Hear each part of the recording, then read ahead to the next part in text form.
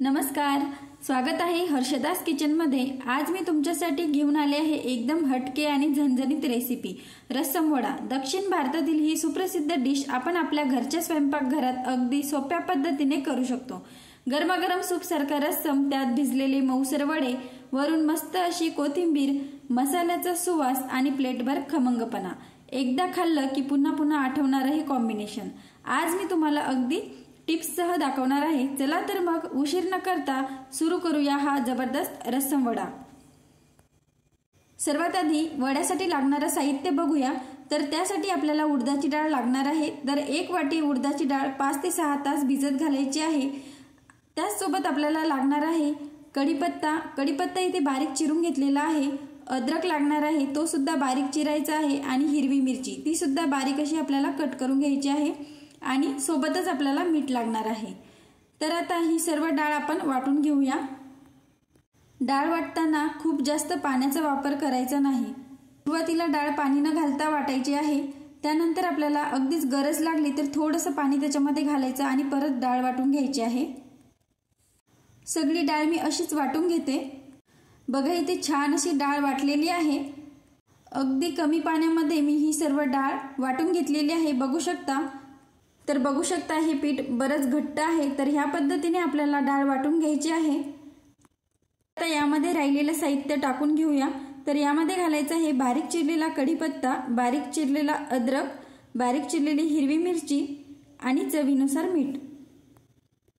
आणि यामध्ये कोथिंबीर सुद्धा टाकायची आहे बारीक चिरून। इथे मी विसरले आहे, होतं असं कधी कधी, तर कोथिंबीरीने खूपच छान अशी टेस्ट येते, तुम्ही नक्की घाला।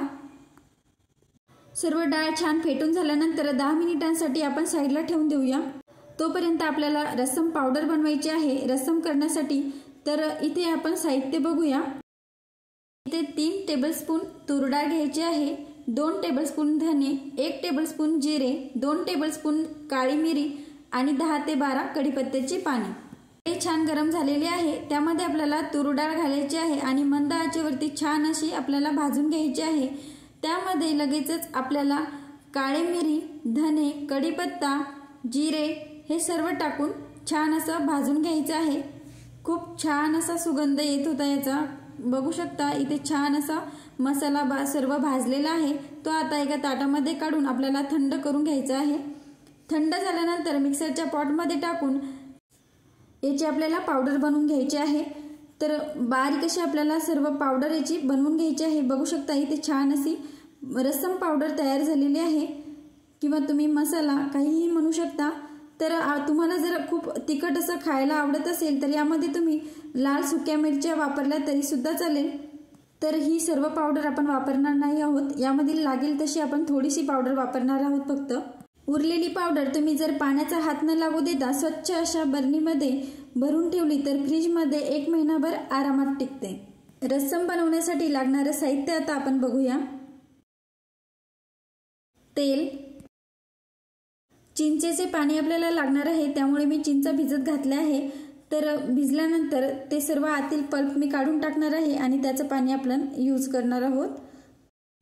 मोहरी, जिरे, कढीपत्ता, हिरवी मिरची, गूळ, हळद, मीठ, कोथिंबीर। इथे मी 3 टोमॅटो बारीक चिरून घेतले आहे आणि तूर डाळ लागणार आहे, ती मी शिजवून घेतली आहे। सर्व तयारी झाल्यानंतर रस्सम अगदी काही मिनिटांमध्येच तयार होतो। चला तर मग लगेचच आपण रस्सम बनवायला घेऊया। इथे कढई छान गरम झालेली आहे, त्यामध्ये आपण तेल टाकून घेऊया। त्यामध्ये घालायची आहे मोहरी, जिरे, कढीपत्ता, हिरवी मिरची। हिरवी मिरची मी मधात कट करून घेतली आहे, तर उभे कट करून घ्यायचे आपल्याला। ती सुद्धा यामध्ये टाकून छान अशी परतवून घ्यायची आहे। लगेचच त्यामध्ये बारीक चिरलेले टोमॅटो घालून घ्यायचे आहे आणि छान अशी परतवून घ्यायचे आहे।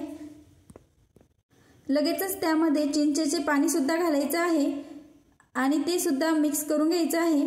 आणि त्यावरती आपल्याला झाकण ठेवून 5 ते 6 मिनिटे मंद आचेवरती शिजवून घ्यायचे आहे। म्हणजे टोमॅटो आणि सर्व साहित्य खूप छान असं एकजीव होतं आणि खूप असं मऊसर होतं। तर इथे बघू शकता 5 ते 6 मिनिटं शिजल्यानंतर इथे खूप छान असं टोमॅटो शिजलेला आहे। तर तो आपल्याला छान असा परतवून घ्यायचा आहे आणि मिक्स करून घ्यायचा आहे, म्हणजे सर्व टोमॅटो स्मॅश करून घ्यायचे आहे आणि लगेचच त्यामध्ये आपल्याला तूर डाळ घालायची आहे। आता यामध्ये आपण चवीनुसार मीठ घालूया। आणि हो, तुम्हाला जर रस्सम खूपच तिखट हवा असेल तर तुम्ही फोडणीमध्ये लाल तिखट टाकलं तरी सुद्धा चालेल। मी इथे फिक्की हिरवी मिरची वापरलेली आहे, कारण मी लहान मुलांसाठी बनवत आहे। यामध्ये 2 ग्लास पाणी घातलेलं आहे। रस्सम हा खूप पातळ असतो, त्यामुळे इथे पाणी बघू शकता तुम्ही, कन्सिस्टन्सी अशी आपल्याला हवी आहे। यामध्ये अंदाजानुसार आता आपल्याला पाणी घालायचं आहे। तर यामध्ये मी 2 ग्लास पाणी घातलेलं आहे आणि लगेचच यामध्ये बनवलेला रस्सम मसाला 2 चम्मच यामध्ये मी घातलेला आहे। तर खूप छान असा वास येत होता त्या रस्सम मसाल्याचा आणि टेस्टला तर खूपच छान लागतो। तर तुम्ही या पद्धतीने रस्सम मसाला बनवून रस्सम नक्की करा। तर दुसऱ्या गॅसवरती मी तो शिफ्ट केला आहे। तिकडे मस्त असं रस्सम मंद आचेवरती शिजतो, तोपर्यंत आपण इकडे वडे बनवून घेऊया। इथे मी कढईमध्ये तेल गरम करायला ठेवलेलं होतं, बघू शकता।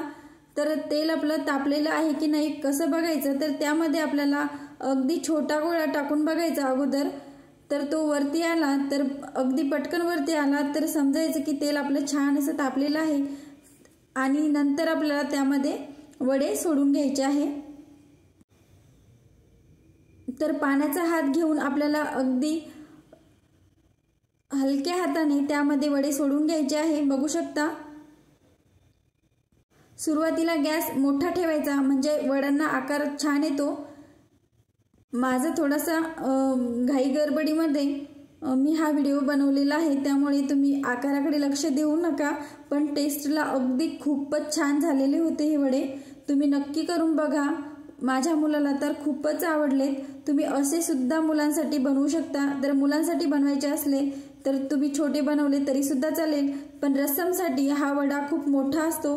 तर मी इथे 3 प्रकारे वडे बनवलेले आहे, छोटे, मीडियम आणि मोठे होतात। तोपर्यंत आपण रस्सम बघूया। तर बघू शकता रस्सम सुद्धा खूप छान असा शिजलेला आहे मंद आचेवरती। तर आता मस्त अशी बारीक चिरलेली वरतून अशी कोथिंबीर घालूया। खूपच छान दिसत आहे रस्सम, गरमागरम रस्सम आणि मस्त असे गरमागरम वडे। वाह, काय कॉम्बिनेशन आहे, तुम्ही सुद्धा नक्की करून बघा। तर असा हा गरमागरम रस्सम वडा तयार आहे। एकदा खाल्लात की पुन्हा पुन्हा करावासा वाटेल, इतका चवदार आणि झणझणीत। जर तुम्हाला ही रेसिपी आवडली असेल तर लाईक, शेअर आणि सबस्क्राईब करायला विसरू नका। कमेंटमध्ये मला नक्की सांगा पुढे कोणती रेसिपी बघायला आवडेल। आणि हो, हर्षदास किचनवर अशीच रोज नवीन घरगुती रेसिपी मिळणार आहे। चला तर मग भेटूया पुढच्या स्वादिष्ट व्हिडिओत। तोपर्यंत खमंग खा आणि हसतमुख रहा। आणि हो, बरेच दिवसांनी लॉंग व्हिडिओ आला आहे आणि आनंदाची गोष्ट म्हणजे आपला हर्षदास किचन आता 1K सबस्क्रायबरच्या अगदी जवळ आला आहे। तर हा प्रवास तुमच्या प्रेमामुळे शक्य झाला आहे, त्यामुळे जर अजून सबस्क्राईब केलं नसेल तर लगेच करा आणि कॉमेंटमध्ये नक्की सांगा पुढच्या व्हिडिओत तुम्हाला कोणती रेसिपी हवी आहे। चला तर मग भेटूया पुढच्या चविष्ट रेसिपीमध्ये। तोपर्यंत धन्यवाद।